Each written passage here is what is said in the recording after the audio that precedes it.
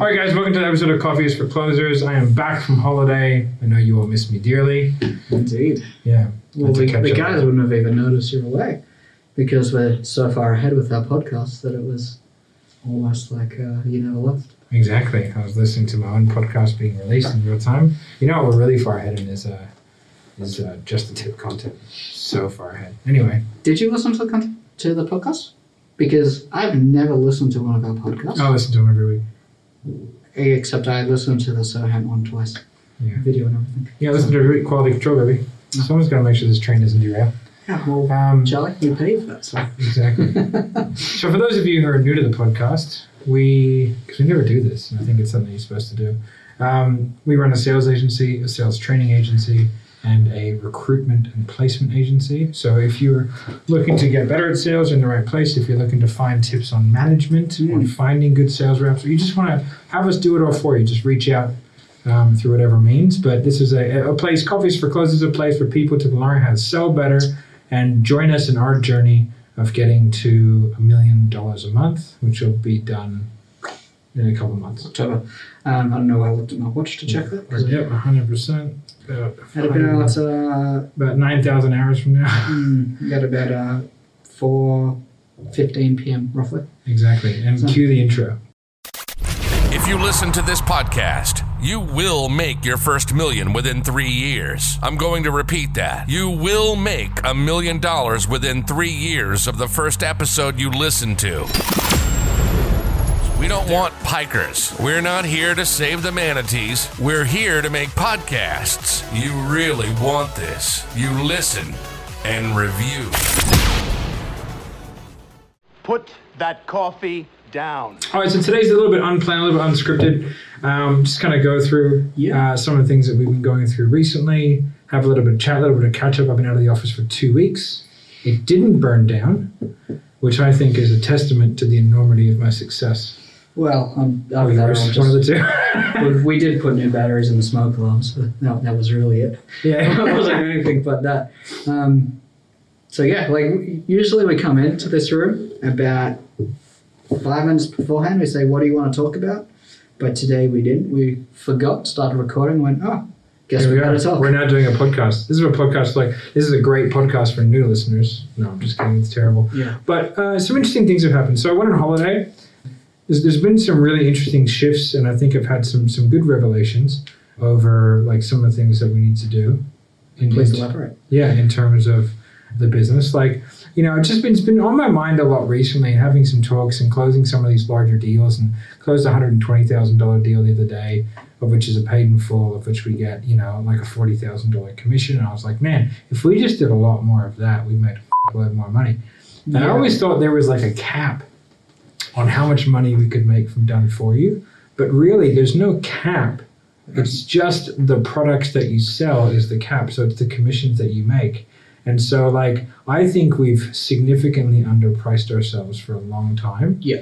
Because, I'm a big believer in, not being too expensive with commissions, because, you want to have a relationship with a business where, they can move forward. But we're now in a position where we are literally providing so much value to our clients that it's actually a huge disservice to us to not charge that 25% commission rate, because we are basically running the front end of the business for them, liaising with the marketing companies.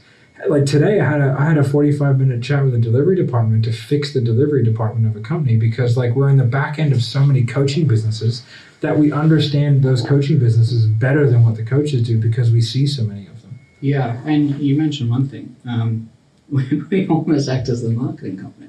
Oh, yeah, it's annoying. The quickest way to make more money is not do more deals. It's get paid more for every sale, right? Exactly. I was chatting to one of our clients who's definitely listening, Liam, I believe he likes to be called. It's definitely Lime. Yeah, Lime. Yeah, Lime? His brother's Lemon. Yeah, Lime and Lemon. Snoop Lime. But yeah, and they had a product for $1,500, and I said, you should for sure charge $7,000 for that.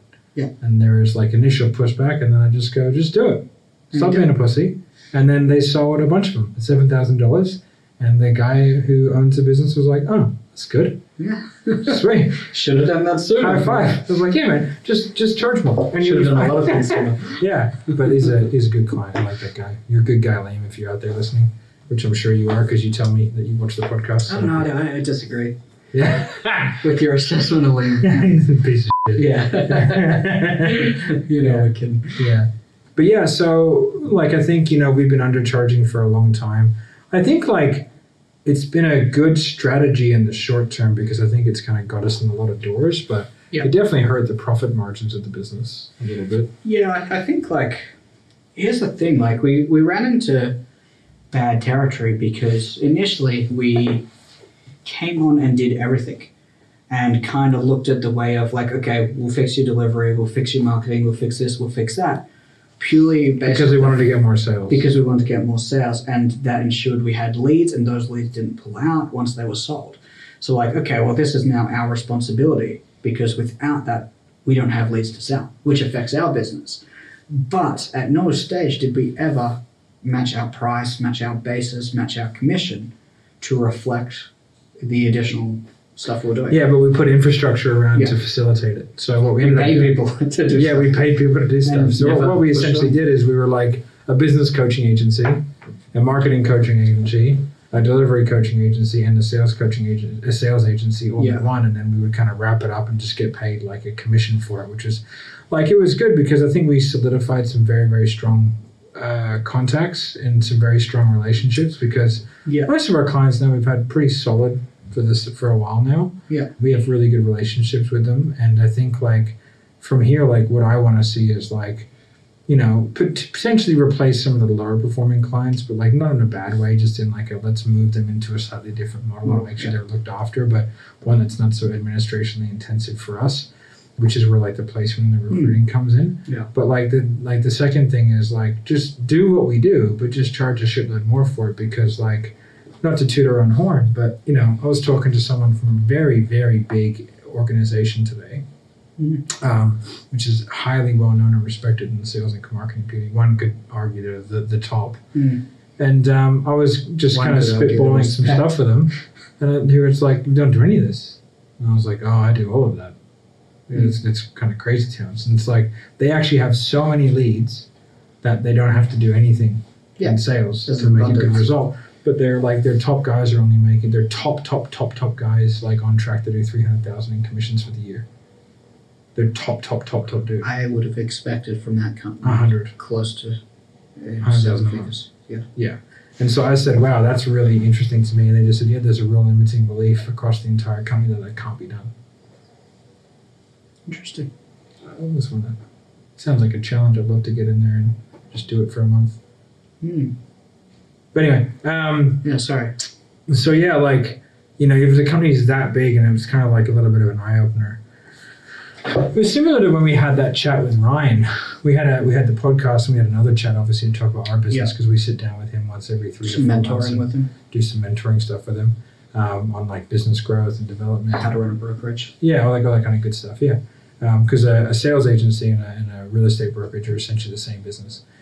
So, and I was like, oh man, like that guy is really good at what he does, but he's no better at what he does than like what we are, what we do. Or like he's further down the track, 100%, because he started 10, 12 years ago. The difference is time, right? Yeah, but I was like, oh, this actually makes me feel really good because like we're doing the stuff that he's doing. Yeah. Well, I actually come out of that, like, funnily enough, thinking that he has some sort of superpower. Right. Then when we actually had a meeting, it was like, oh, these are the problems we're having. He's like, oh, this is what I would do. I was like, you are not superhuman. Yeah. Like, that's exactly what we are doing. Yeah. I was Or Maybe he is. Who we're knows? superhuman. It's possible. I might can get that. make things happen with my mind. Like right now, you just subscribed. Thank you. Yeah. So yeah, it's like I think like going back, I was having that conversation with that guy from that big company. How vague is that? That guy.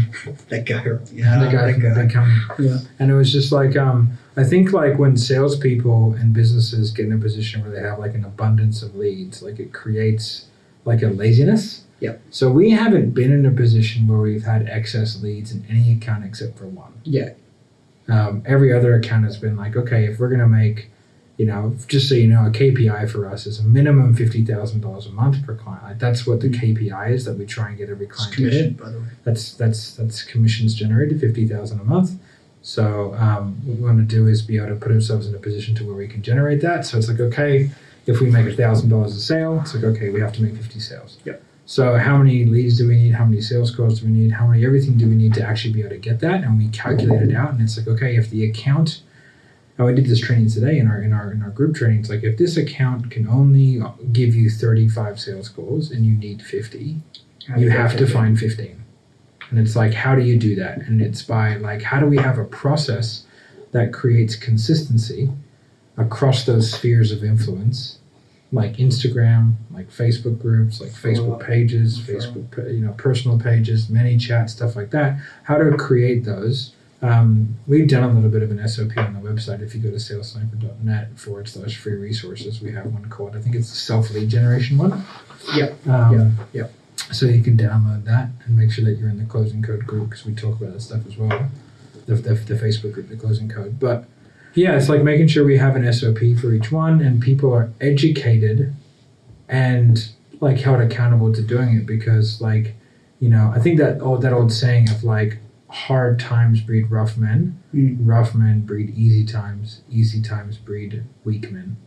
And I think you can do the same with salespeople. It's like, absolutely, hard times create hardened, hustle-based salespeople. Good marketing makes for bad sales. Yeah, good marketing makes for bad sales. Bad sales. Bad marketing makes for good salespeople. Yeah, but also really good sales leads to shitty marketing. Yeah. Because it's the same, right? It's a false metric.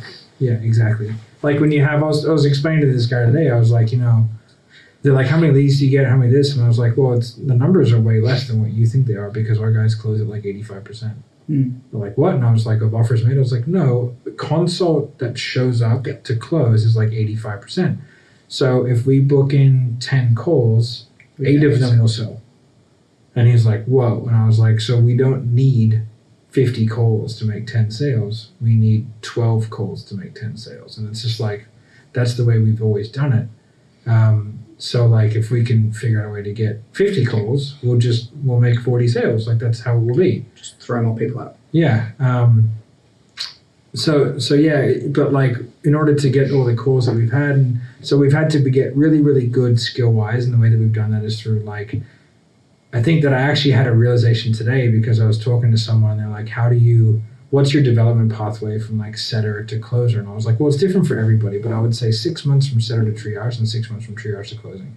That's a pretty good average time frame. Some will be much quicker and some will be much longer, but like we have such a development culture in Sales Sniper that like we don't have to put KPIs in development, because if anything, people are going to overdo it. And the standards that we've created are so high. And it's because the reason why the standards became so high is because I just, by like a combination of skill and happenstance and luck, became really good at high ticket closing really fast. Yeah. Like really, really fast. Like within 6 months, I was closing 80 to 90% of deals, and I was making, a 7-figure sort of run rate.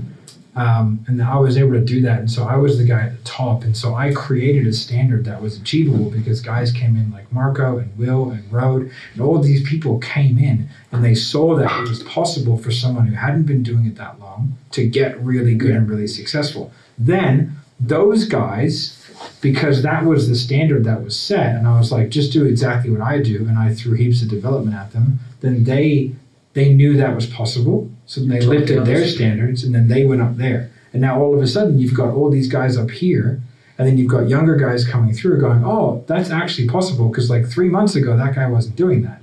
And then it's like, so it's like this loop, this feedback loop of people who can see what's possible. Because like, if I put Marco in that big company, right, he would make $150,000 next month in comps, like straight comps. They get $3,000 a sale. Right? Like, that's a good commission. He would easily make 50 sales in a month. Like, I have no doubt. I would bet, like, hey, if he doesn't, don't pay us the comps, right?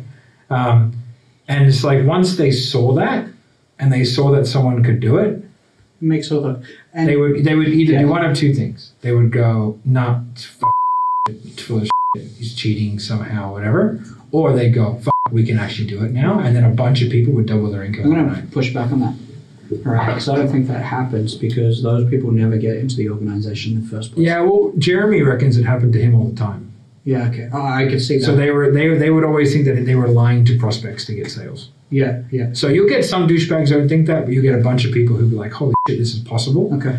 And then you see someone do it because if their top guy never did it, Yeah. Then they don't think it's possible. And I've spoken to lots of sales guys that we had that little altercation with those people. The You're going guys to be more specific. We have a lot of altercations. It was like on that Facebook of they're like, no one can make $1 million. Oh, right. And we're like, yeah, you can. Yes, you can. And they were like, prove it, and they blocked you. Yeah. Right, so you couldn't prove it. So like that's a real problem because, and I know that organization quite well, and they specifically don't want their guys making even 6 figures a year because they say it makes them less hungry. They accept mediocrity. Yeah. So I think like what's happened just kind of like over the last couple of days, I've realized that is like that we like had this really high standard that just happened because I happened to be able to hit it. And then from there we had people that were motivated enough and saw it as an opportunity to get that good and make that kind of money as well. Plus, we also, like, in between there, we created set standards that people must achieve. And if people didn't achieve them, it was like, see you later. Like, that, we don't accept that here, which forced people to come to that table. And then there was, like, a continuous loop, like a conveyor belt of people going through that same process. Like, even now, people are seeing that be achieved, right? So it went from you to Will and Marco, then Road. Now, like, if we look at the immediate future, It's Bill, it's there's Tony, Bill, it's Josh. Talis, Tony, Josh, that 2 months ago, they weren't doing that. It's like, oh, how did they get to here so quickly? Yeah, Josh has really come along. Josh is very, very good. He's come along. If he had more volume, he'd be making 40, 50 a month. No, 100%. no dramas. Yeah. He's like, I would say, arguably, if you take me and Mark out of the equation, he's arguably the best person we have. There's a Skill set wise, pure skill set wise, or everything, whole package, Yeah, I think he's arguably the best we have. like 9-inch package. The whole package. The right? whole package. Yeah. Okay. So I'd say it's like a toss up, like because commissions produced and stuff like that is one metric, but in terms of like pure, like I listen to his calls and I have a giant smile on my face. Yeah. Okay. Like I'm like that is how it's done. Yeah. Like it reminded, as arrogant as it sounds, he reminds me the most of me. Huh. Which is probably why I think he's the best. So he's probably not. Probably not. He's probably worthless, but he reminds me the most of me. Okay. His style and his flow, his objection handling. He's a lot better at certain things than I am. Yeah. Like he's much better at takeaway closes than I am because it's kind of like his thing. So he's actually really, really good at certain things, like better than I am. I think some of the guys are actually a lot better at certain things than I am.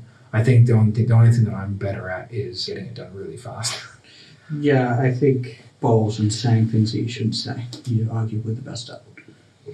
Yeah. Like slapping people. Yeah, I'm pretty good at slapping people. Yeah, me too. Yeah. You know who's really good I at do it slapping more people? That harsh. was Jeff. Jeff, yeah. I miss Jeff. He's the one sales guy that left. Jeff, why'd you leave us? It's okay, you got offered a really I'm good job. heartbroken. And I said go for it. Yeah. It was a good move. You should do It was that. the best move for his family. Yeah. But he's like literally the only sales guy who's left Yeah. Well, I mean, we've fired people. in a year. Yeah, but It's very different. Different circumstances. yeah. He's the only person that's left that has been successful. Yeah. I like Jeff. They've gone Jeff's- missing because Marco's been playing around with the courts, but cut that out. No, but anyway, your holiday, you come back refreshed. Tell me about It was good. how that feels. Actually putting up a vlog together, it was good. Like it was good to know. Like I feel like I go away for 2 months and everything will be fine. To be perfectly honest, I think I'm the least important person on a day-to-day basis. I think as long as I was there for the management meetings, everything would be fine. Yeah. Well, I mean, I think like we've done a very good job at replacing ourselves. Like you just said you went away, nothing happened. Like I took in a bunch of responsibilities over while you were away. Yeah. But I mean, like that's only possible because I've got Marco to take over the dump for you.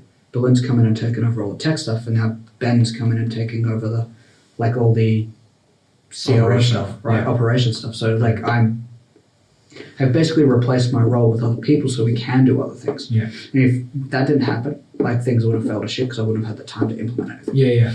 Right? No, And that's definitely. a We're real definitely good- much less busy, Oh, yeah. which is a big thing. We both used to be like, my calendar is pretty gross this week because I've been away Back for to 2 back, weeks, yeah. but like I've been back to back today, but I was usually back to back from like 7 till 7, which is a bit much. But Yeah. now it's really massively reduced, which has been pretty cool, which from a business owner perspective has been one of the goals. Like I obviously got 2 kids and wanted to be able to take time Yeah. off and all that kind of good stuff. And so Um, you should deserve it. Like everyone needs a holiday, Yeah. particularly when you've earned it, right? Yeah. Last week was the busiest week I've had in months, purely because of that reason. Yeah. had to I think take it did open up some holes in the financial reporting side and Oh, yeah. some of the linchpins, like Yeah. which is obviously had to. One of that was just my fuck up, just not taking the things that I needed to do. In order And that's to why pay we the do bills. our 90-day reviews. So we're like, all right, how do we stop this from ever happening? Yeah, and we did it. Like, so I got this cool, fancy Centurion Black Amex here. There you go. So I got that. They called me up while I was on holiday and offered it to me. Nice. And I said, yes, I will take it because it's got a giant credit limit. And that just gives us another level of redundancy towards being able to pay everyone's invoices. That's the hardest thing. The hardest thing right now is that our banking system cannot keep up with the growth of our company. Yeah. So like as in Australia, it might be different in the US, but in Australia, it's like your bank, you can intake as much money as you want, right? Spend it. But you can't spend it, like because there's limits. Believe it or not, we can't spend as much money as we'd like. Yeah, so I'm not allowed. And like with the credit cards, even with the Amex, we're now at a point with Amex where we have a phenomenal relationship with you Yeah. because we spent so much money. So now we have basically not unlimited, but I could put $200,000 on each card and it would go through. Right. So we have, but that's taken like a long time to build up of being very, very proactive and paying it off so we can actually get access to that much Yeah. facility. But now, like, for example, like I had to get the banking daily limit increased to $100,000 for today. I had to get increased to $500,000 for Friday. Because we have some big transfers that we're making. But it's like physically, like we're having to space out how we pay our guys because I'm physically not able to get a hold of the cash that we have. Not that we have millions of dollars in It's all reserve or sitting there. anything, but it's Yeah. just, it's there waiting to be paid out. And it's like, I can't, and like tomorrow I've got to do payroll and I think I paid about $80,000 in commissions today.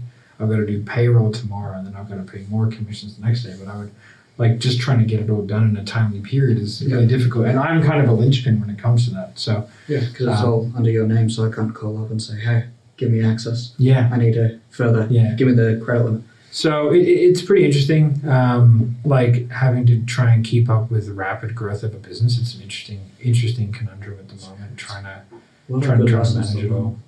Yeah, it's just problems in my previous businesses I've never encountered. Yeah. You know, so definitely. like other businesses went all right, they went pretty well, they were moderately successful, but it's like this one is so much bigger, so much faster. Like we make more. Like I did more in a day. Like we literally made in a day what my yearly salary was at the gyms. Yeah, same. It's crazy, right? Yeah, my salary was $80,000 at the gyms, and we got other payments, stuff like that. But we did 87,000 in a day. Yeah, which is Like the not other even day. our best day. No, our best day is like 150.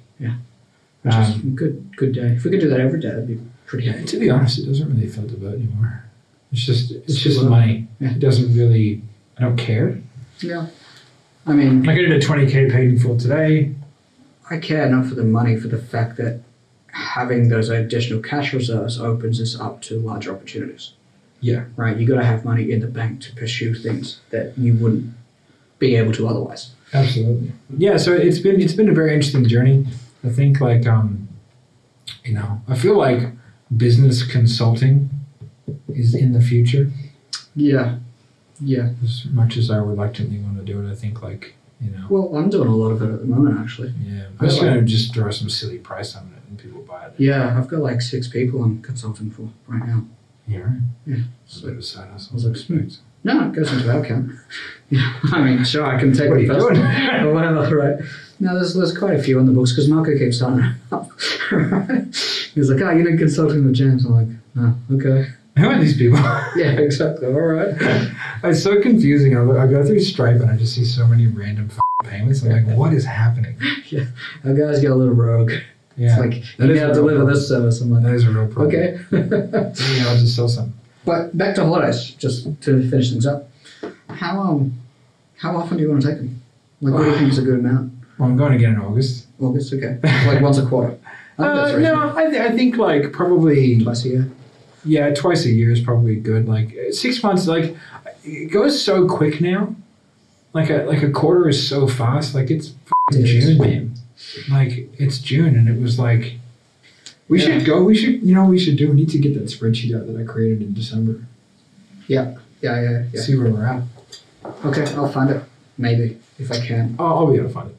Yeah, if you can remember the name of it. What's it called? Yearly planning? Probably called yearly planning. Probably. Projections or something. Yeah. But yeah, so like the months and the quarters go by so fast. Like I feel like if I was able to take 2 weeks at the 6 month mark, and then take 3 weeks at Christmas, and then 2 weeks, and then 3 weeks. I think the fact that either of us could take time off for a month and would still grow is a testament to setting up the business correct. Yeah, I think like we definitely over-infrastructure it. I think like if you're a business owner out there and you're a business coach or you're a coaching consultant, I think like there's a massive problem in the industry of under-infrastructure and like a clinging on to ridiculous profit margins. Yeah. Like you are never going to be really big with a huge profit margin. Nope. Unless you're like a SaaS company, but then you've spent millions of dollars developing a product, so like you front loaded all your costs. So like but if you're a coaching company, and you're operating at more than a 30% net, like chances are there's something not being done. That's how I feel. Or you've cracked the magic code. Yeah, which but is like less likely. no, but like you can get to like say $500,000 a month. Oh, right? But you'll never get to like these coaches like I want to get to 20 million. It's like all right, cool, dude, but like at 20 million, like you're going to have half the profit margin is what you do at 500,000. Yeah. Because like CFOs, there's like infrastructure that has to be put in place. Like we're now in the process looking for a financial controller, which is going to be like $150,000 a year salary. Yeah. And it's like we need that in order to control the finances so we can branch out. It's like that's another, our COO is on a 6-figure salary. You're on 6 figure. I'm on 6 figure salary. Like Marco's on a big salary. Like we have salespeople all on salaries, and then we have these guys on retainers, and it's like we have like $200 and something thousand a month in these fixed costings. Yeah. And it's like that's great because now we have the infrastructure of a $20 million business. We do. We're probably one key hire away. Yeah, I would say the financial controller, which would then be replaced by a CFO later on. Yeah, in 2 years. Yeah. But like you're looking at the infrastructure, at least a $15 million a year business. Like we can run it with what we have now with that one more key hire, right? But like I find that a lot of coaching companies in particular have a skeleton crew or they run their business on VAs. Yeah. And it's like I don't see how. Now if you're like now there's multiple ways. Like I think I had this conversation. I had it with one of our clients and I was like, you'll never get rich off a coaching business. No. You'll become wealthy. You could have very comfortable living and where you don't can do have anything. large cash reserves. That's what you want. But you'll never be rich. And by rich, I mean like huge amounts of assets, like generational money, like you money, like Cardone, right? Yeah. The reason is because like most coaches will get to a point at like usually around $500,000 a month, where in order for them to get a lot bigger, they have to invest a significant amount of infrastructure, which tanks their profit margins. They're not willing to do it. Yeah. Right? But that's how you get off huge. Or what you do, and as Brad Newman is talking to us about, I go, or what you do is you realize you get to that level, and there's a level of like, this is the maximum profit that I can get out of this business until I invest this shitload. Yeah. So what I'm going to do is take all that money. I've got a 40% profit margin net at $500,000. I've got $280,000, or I've got $200,000 a month of pure profit that I can put into my bank account. I take all that money and I invest the living bejesus out of it.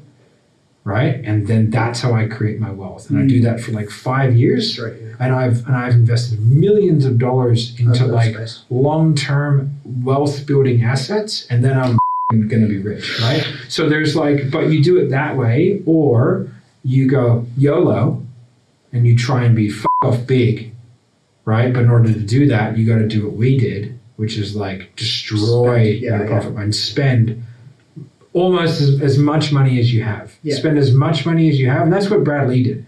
Brad Lee was like, he said he spent 5 years basically earning no money. Like LightSpeed's best month for the first 5 years was $2,000. Well, Right. we've never taken a dividend until this June, quarter coming up. Yeah. Yeah, so it's like, and then he was like, just went, fuck it, YOLO, all in, invested every single dollar he had in the business for another 5 years, Yeah. and now he's at $100 million a year. Yeah. So he's like, and the $100 million a year, even at a 10% profit, is still $10 million of profit. Like, and then if you're investing that, and you're taking a salary, and you're taking the dividends, and you're reinvesting all your profit, and you're like investing in, then he'll be you wealthy, and in 5 years' time, I'll have his own jet. Yeah. And like, probably the most largest coaching and consulting companies would be, at least that we're aware of, would be Taki, Sam Adams, and Traffic and Funnels. I think so. And they'd all be doing between 15 and 35 million. I have no idea. I reckon. I'm assuming. Like, don't. I think Traffic and Funnels was like 20. Yeah. Okay. I think. I could be totally wrong. I would never fucking clue. I'm guessing. I have no right? idea. Based on videos and stuff that I've seen of them talking about how much they make a month at various stages. But they've like, so I think that's what Taylor realized with He Traffic branched and out. Funnels is he's like, oh, okay, there's a cost benefit here to going any bigger. So that's why I went straight I'm into going real to estate. diversify with the sales coaching. Yeah. And I think a lot of their money comes from sales coaching now. Yeah. And they upsell those people. Like, anyway, but I think there's a whole like capital yeah, gains thing where they raise capital to invest in properties and they probably make a lot more money there. yeah. Just don't ask Eli about it. Don't ask anyone about it from what I've heard. Who knows? But I know that he has a shitload of property. So he's like highly diversified in property. Yeah. And then he's got stocks as well. And then he's obviously got Traffic and Funnels and he's got Sales Mentor. Yeah. And then he owns a percentage of a bunch of his client stuff. Yes. So like they're heavily like I think Traffic and Funnels could probably shut down tomorrow and Taylor would be a very wealthy man. Yeah, well, we've got equity in a couple of people that we sell from. Yeah. I'm not going to name names, but there's a lot more coming. Names. All right, I gotta go. I got a headache. I'm shredding at the moment, so I went a little bit crazy on the holiday, and I was like, "You are a fat piece of shit." So I've got a headache. I've got the keto flu. I haven't eaten much coffee. I'm not eating much food. Yeah, you need a nap. I'm in a nippity nap. Well, thanks for coming, guys. Links to everything we mentioned will be down in the description. If you want to, you can come in and join the closing code group. Link will be there. Basically, that whole group is there just to essentially help you get better at sales no matter what stage you're at. So come and join there, and if you want to get some additional role plays with that, it's $50 Australian a week for that membership. Yeah. Details will be in the description. Thanks for coming. Put that coffee down. Coffee's for closers only.